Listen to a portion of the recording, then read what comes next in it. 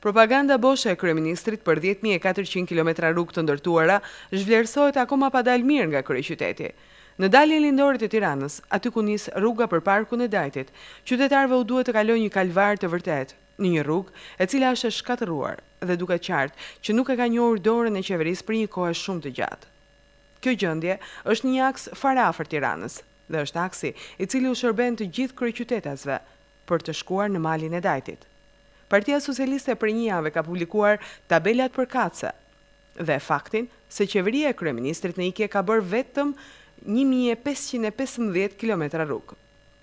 Kryetari i Partisë Socialiste Edi Rama, i shoqëruar dhe nga anëtarët e skuadrës së programit për një rilindje shqiptare, Artan Lame dhe Auron Tare, si dhe nga deputetët Besnik Bara e Xhemal Qefalia, ka parë nga afër situatën e rënduar në këtë aks të rëndësishëm rrugor, ku kalojnë çdo ditë një numër shumë i madh makinash dhe që u bën jetën gjithnjë më të vështirë jo vetëm qytetarëve, të cilët i drejtohen parkut të Dajtit, por në mënyrë të veçantë banorëve të kësaj zone në periferi të qytetit.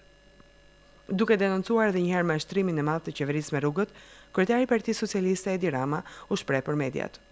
10.400 km rrugë thot kemi bërë.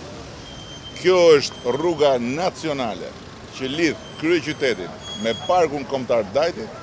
Dhe në këtë rrugë zvarritën mira, 10 mira qytetarë, qoftë ata që vinë këtu sepse banojnë këtu, qoftë ata që kalojnë këtu sepse duan të shijojnë parkun kombëtar.